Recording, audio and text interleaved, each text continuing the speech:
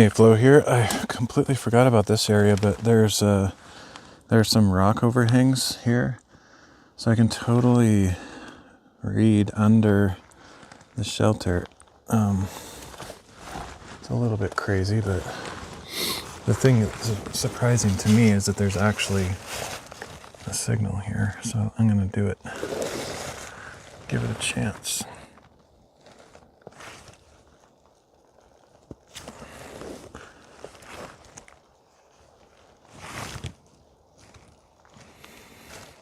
Oops, shoot. Stupid trash. Okay. Problem is I can't see what I'm doing. Okay. My head is literally touching the rock and the phone because the phone is like 6 inches away from the rock, so I'm trying to get behind it so I can see what the screen is showing. Difficult. Oh, let me get this going. Yeah, so I'm going to finish that reading here, I think. I don't know how much else I'll be able to do because it'll get dark soon, but now that I remembered this shelter place, I'm going to stay here for a while. See how it goes.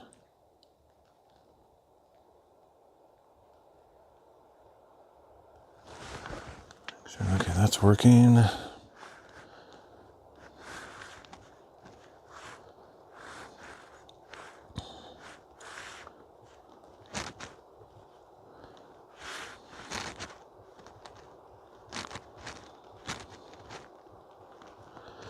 I'm glad I remembered this. This is exciting. I kind of forgot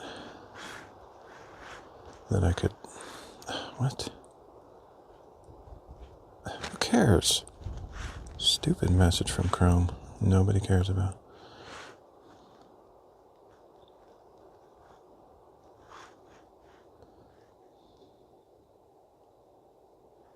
How does that work?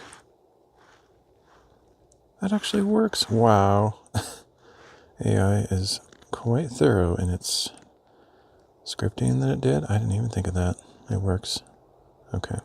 Still not entirely. It did make some mistakes. Okay. So,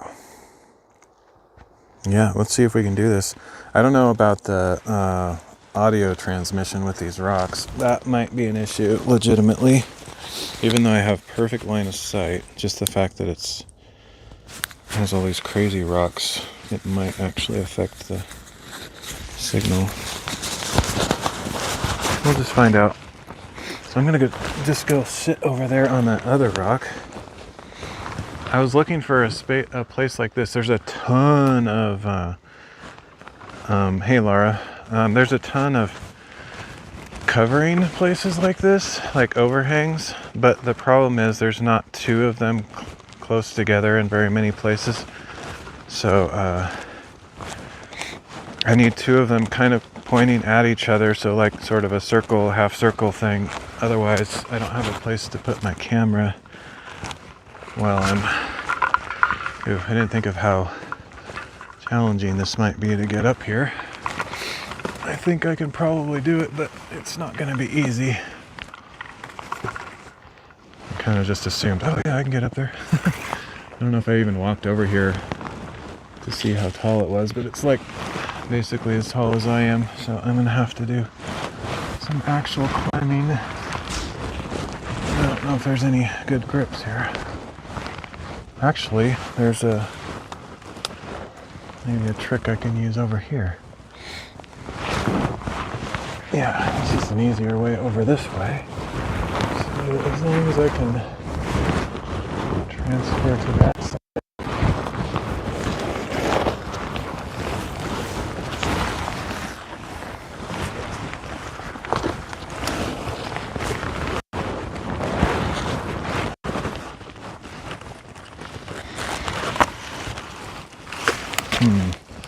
That might not be so easy to get over there because there's this little thing that's sticking down. So unfortunately, as good as a idea as that was, it's not gonna work.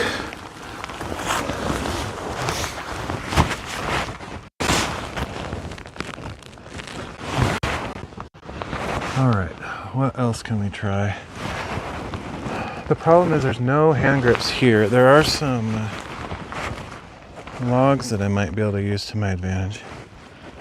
Right here, let me see. I'm not a rock climber, by the way, so everything that I'm able to do is just kind of because I'm an experienced hiker. I do a lot of like kind of bouldering and low level climbing, but not anything serious.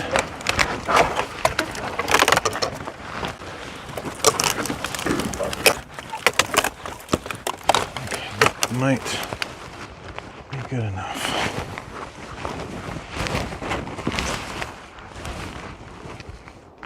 Not totally sure that this spot is going to be protected from the rain. The spot where I have the camera is, though, and that's the most important thing, really. Okay, that needs better footing.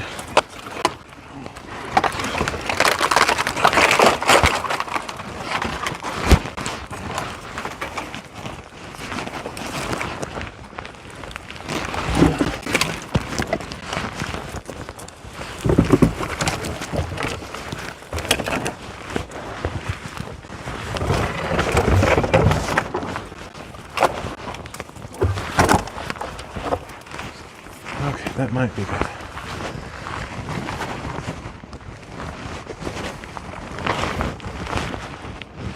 Yeah, there's really no handholds here. So, really relying on these logs and hoping that they might help me out somehow. I think they're going to be slippery though. Yeah. Maybe I can sort of pull against them? I don't know.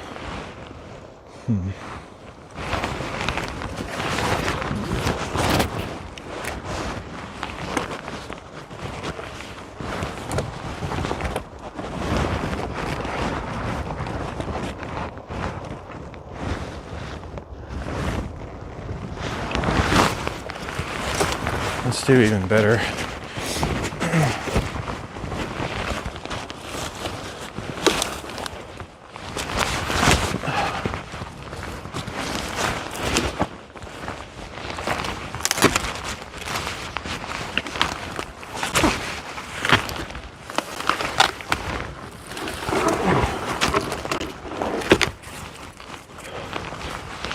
Surely there's a way.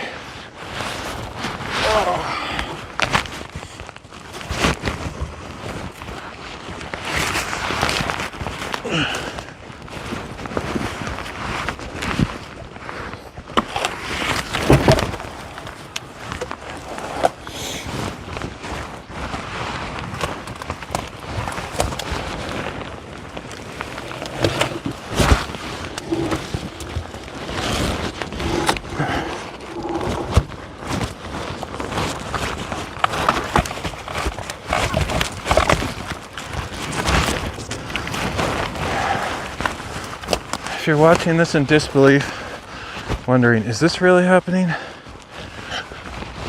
Me too. Okay.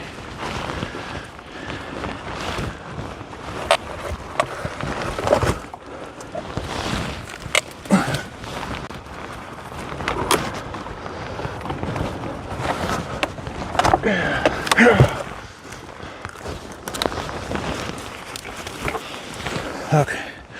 This might do it.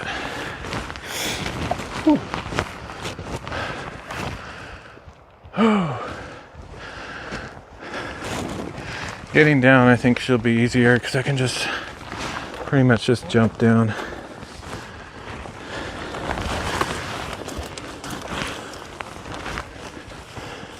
Make myself some stairs. This could slip though, and that wouldn't be very nice. I have to brace for that possibility.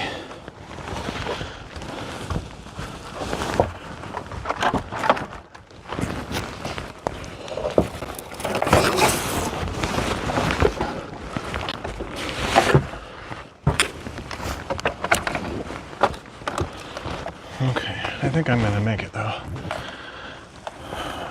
One more step.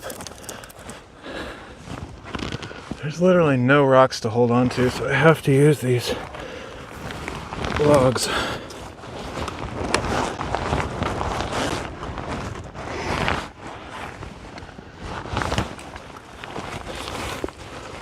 Oh, I made it. All right. Sweet.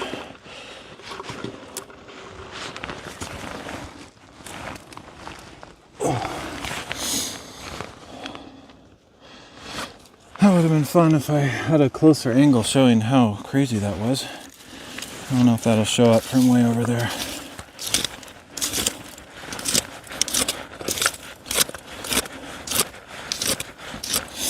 Hopefully this doesn't collapse while I'm sitting here. But if it doesn't, I think the overhang is deep enough that it will keep me out of the rain, which is pretty cool. Hi, camera. But yeah, I probably didn't come across how challenging that was because, yeah, it was hard. I don't know if I could have gotten up here safely without rearranging those logs. Which you probably couldn't see that part because that bush over there is kind of blocking part of the view. All of this might be completely pointless too because I thought it was going to keep raining and it's sort of clearing, at least at the moment. I don't know if that's going to stay that way, but for the moment it's pretty nice. You could totally, on some of these shelves with overhangs, if you weren't worried about the rocks falling, you could totally sleep on one of these, even if it was pouring down rain and you wouldn't get wet at all. It's pretty cool. I like these. I'm sure, I can't imagine it not being the case that in the distant past, native people must have used these spots to their advantage because they're very nice shelters. Although they might have had a little bit more common sense than me, knowing that rocks can fall. So I don't know how they determined those kind of dangers back then, but I'm sure they just kind of looked at it and analyzed it just like we would today. Decide if it's safe or not. All right. So, I'm going to finish the reading from the last little escapade. Just a few more chapters left. I only did 2 chapters so far, so basically the larger portion of the reading is remaining. So 1 Samuel chapter 30 to 31, Psalms 17, 18, and 35, and Acts chapter 14. I sort of wonder if these kind of spots underneath a rock like this would be safe from lightning. Like, I know lightning strikes rocks sometimes, especially if it has like iron in it or something. I'm not an expert, but it'll often strike rocks. But like, even if it struck a rock near you or even the one where you're sitting, like, would it really conduct enough electricity through you to do any damage? I don't know. Anyway, it's an interesting thought. Never really considered it much, but I do think about it occasionally, though. Like when I'm out on a hike and I see a storm coming, I sometimes look for one of these overhangs just in case it would help. But so far in all my years of hiking, I really haven't gotten stuck in a lightning storm while hiking. I feel like God has protected me, and a few times it's been like literally right on the edge of coming at me, and then it just changes directions. So I do believe that is providence. But anyway, let's do it. I thought about doing a zoomed in stream too with my 3x lens on the phone, just so you could see a little bit better, but I think usually the wide angle looks nice, so, or the regular lens anyway, because it's a higher quality lens.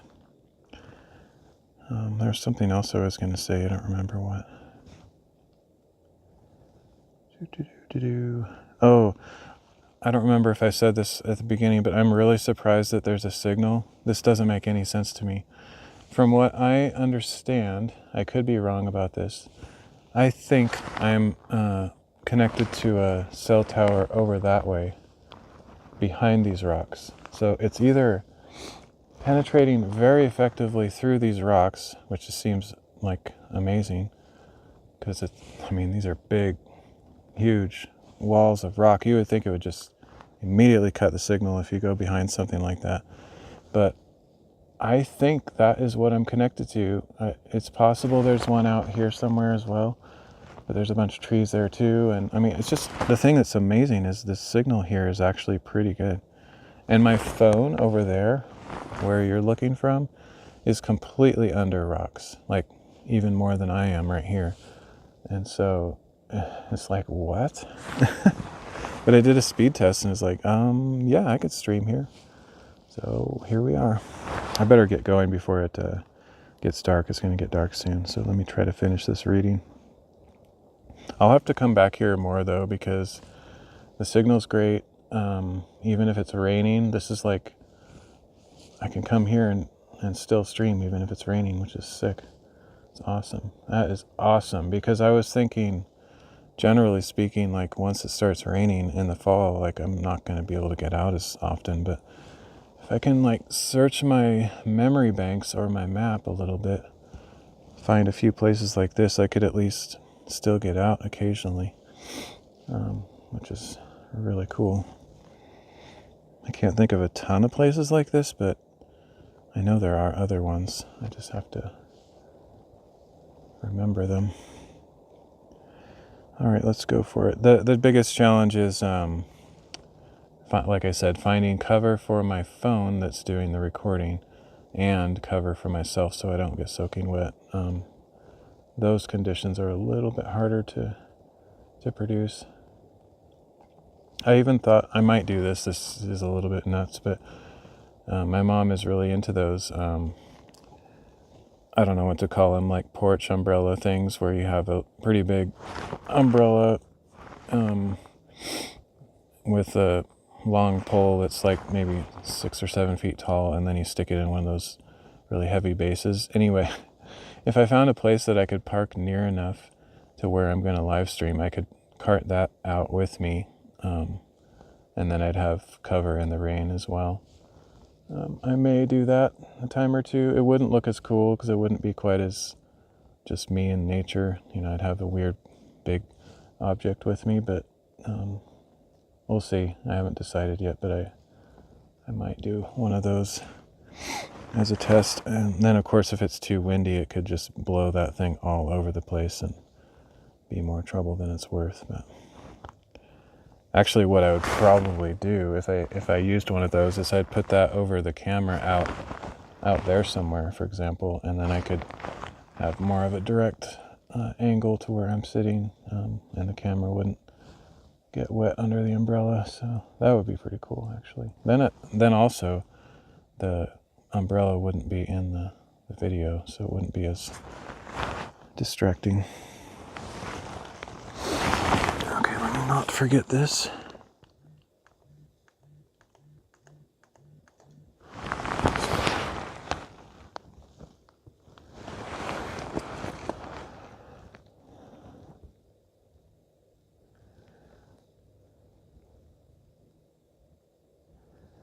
First Samuel chapter 30. On the third day, David and his men arrived at Ziklag, and the Amalekites had raided the Negev, attacked Ziklag, and burned it down. They had taken captive the women and all who were there, both young and old. They had not killed anyone, but had carried them off as they went on their way. When David and his men came to the city, they found it burned down and their wives and sons and daughters taken captive. So David and the troops with him lifted up their voices and wept until they had no strength left to weep. David's 2 wives, Ahinoam of Jezreel and Abigail the widow of Nabal of Carmel, had been taken captive. And David was greatly distressed because the people spoke of stoning him, because the soul of every man grieved for his sons and daughters. But David found strength in the Lord his God. Then David said to Abiathar the priest, son of Ahimelech, "Bring me the ephod." So Abiathar brought it to him, and David inquired of the Lord, "Should I pursue these raiders? Will I overtake them?" "Pursue them," the Lord replied, "for you will surely overtake them and rescue the captives." So David and his 600 men went to the brook of Besor, where some stayed behind, because 200 men were too exhausted to cross the brook. But David and 400 men continued in pursuit. Now his men found an Egyptian in the field and brought him to David. They gave the man water to drink and food to eat, a piece of a fig cake and 2 clusters of raisins. So he ate and was revived, for he had not had any food or water for 3 days and 3 nights. Then David asked him, "To whom do you belong, and where are you from?" "I am an Egyptian," he replied, "the slave of an Amalekite. My master abandoned me 3 days ago when I fell ill. We raided the Negev of the Cherethites.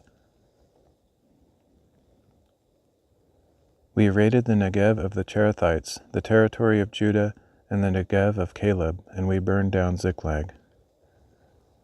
"Will you lead me to these raiders?" David asked. And the man replied, "Swear to me by God that you will not kill me or deliver me into the hand of my master, and I will lead you to them." So he led David down, and there were the Amalekites spread out over all the land, eating, drinking, and celebrating the great amount of plunder they had taken from the land of the Philistines and the land of Judah. And David struck them down from twilight until the evening of the next day. Not a man escaped, except 400 young men who fled, riding off on camels. So David recovered everything the Amalekites had taken, including his 2 wives. Nothing was missing, young or old, son or daughter, or any of the plunder the Amalekites had taken. David brought everything back. And he recovered all the flocks and herds, which his men drove ahead of the other livestock, calling out, "This is David's plunder." When David came to the 200 men who had been too exhausted to follow him from the brook of Besor, they came out to meet him and the troops with him. As David approached the men, he greeted them.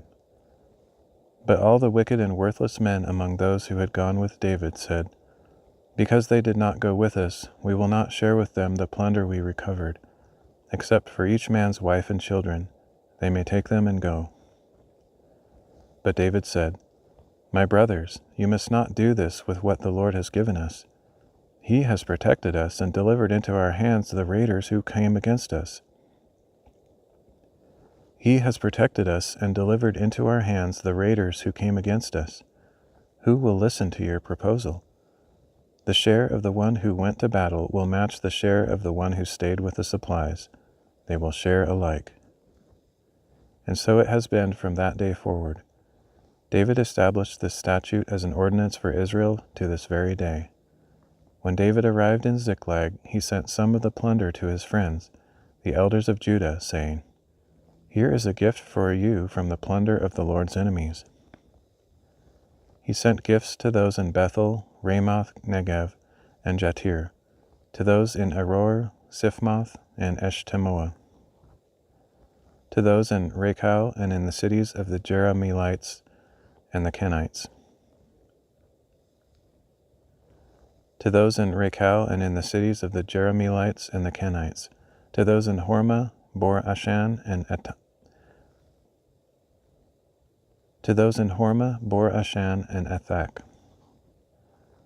and to those in Hebron, in all the places where David and his men had roamed.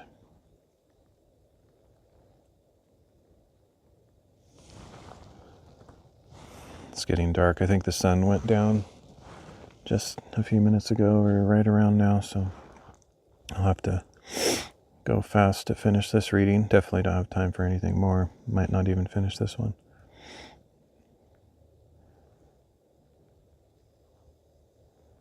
1 Samuel chapter 31. Now the Philistines fought against Israel, and the men of Israel fled before them, and many fell slain on Mount Gilboa. The Philistines followed hard after Saul and his sons, and they killed Saul's sons Jonathan, Abinadab, and Malchishua. When the battle intensified against Saul, the archers overtook him and wounded him critically. Then Saul said to his armor-bearer, "Draw your sword and run it through me, or these uncircumcised men will come and run me through and torture me." But his armor-bearer was terrified and refused to do it. So Saul took his own sword and fell on it. When his armor-bearer saw that Saul was dead, he too fell on his sword. When his armor-bearer saw that Saul was dead, he too fell on his own sword and died with him. So Saul, his 3 sons, his armor-bearer, and all his men died together that same day. When the Israelites along the valley and those on the other side of the Jordan saw that the army of Israel had fled and that Saul and his sons had died, they abandoned their cities and ran away. So the Philistines came and occupied their cities. The next day, when the Philistines came to strip the dead, they found Saul and his 3 sons fallen on Mount Gilboa. They cut off Saul's head, stripped off his armor, and sent messengers throughout the land of the Philistines to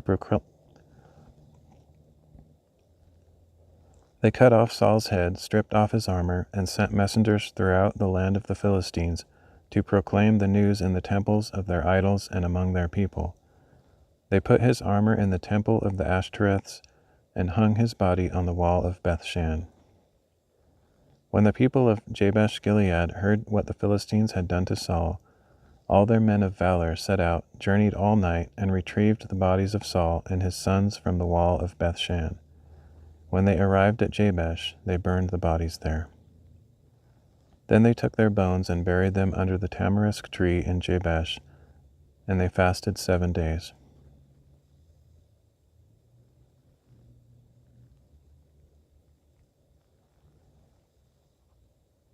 Psalm chapter 17. A prayer of David. Hear, O Lord, my righteous plea. Listen to my cry. Give ear to my prayer. It comes from lips free of deceit. May my vindication come from your presence. May your eyes see what is right. You have tried my heart. You have visited me in the night. You have tested me and found no evil. I have resolved not to sin with my mouth.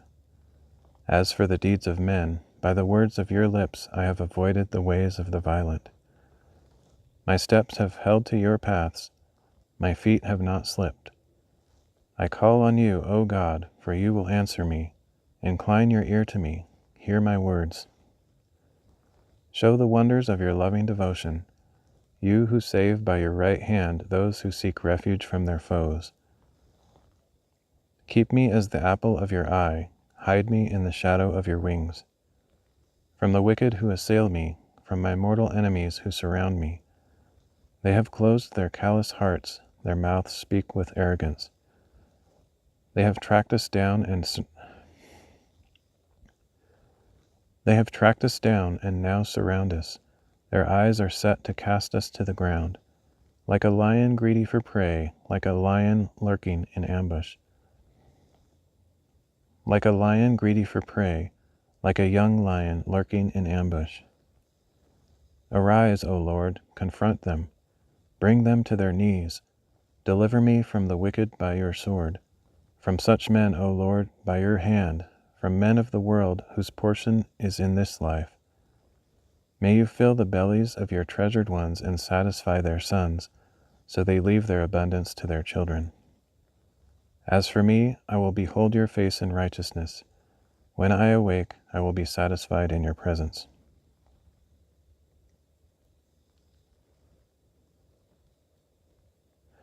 It's getting dark quick. This stupid coat that I'm wearing is like a giant piece of plastic and it's making so much noise. I don't have much time left. And I might not finish this reading, but gotta take that off. I hope that doesn't make ridiculous sounds in the microphone. I might have to reread those if it's that bad. Yeah, I don't have much time left. It's almost dark. Maybe just one more chapter. Ooh, it's a long chapter too. Honestly, I think I'm probably going to end it here because it probably doesn't look very good in the camera when it's this dark, and by the time I get through this chapter, it'll be basically totally dark, and I need to be able to see getting down from this thing, and I'll probably just cut it off here, unfortunately. It's crazy how sometimes it lingers and takes a while to get dark. Today it's one of those that it's just like Zappo, supreme, instantaneous darkness. So I'm gonna not press my luck here. Let's see. Take my microphone off and I can probably just kind of hunch over the edge and jump down.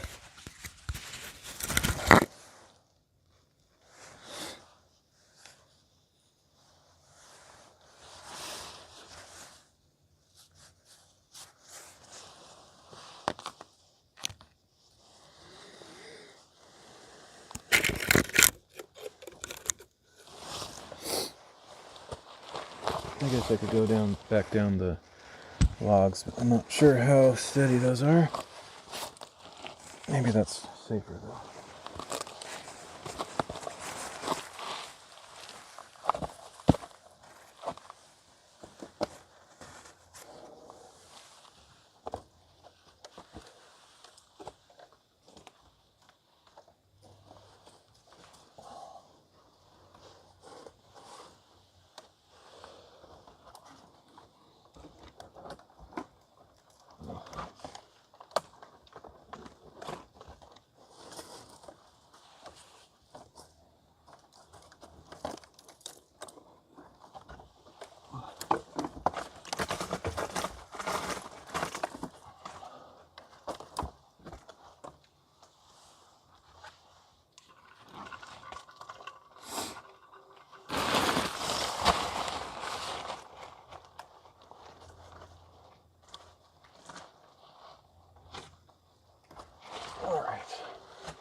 Yeah, it's actually taller than I am right there. Probably doesn't look that tall from where I have the camera, but it's pretty tough climb. I think I could probably get up there if I really had to, but it would be dangerous because there's not very good handholds. So I'm glad I thought to use those logs. That was the way to go.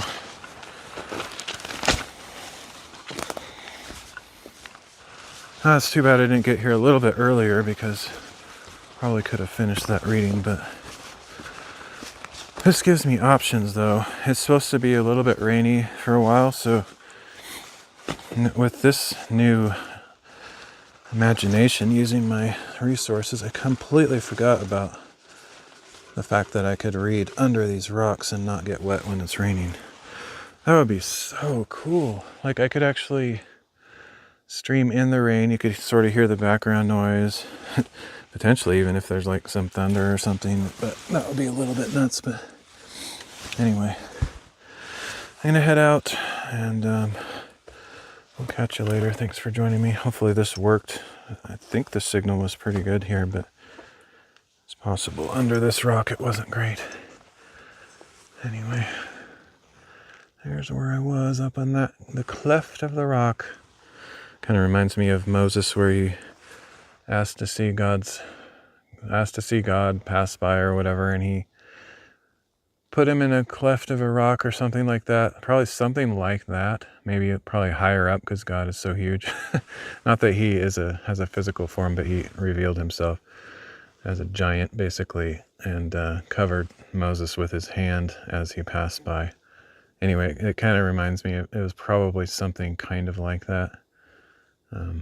Anyway, I will catch you later. Thanks again.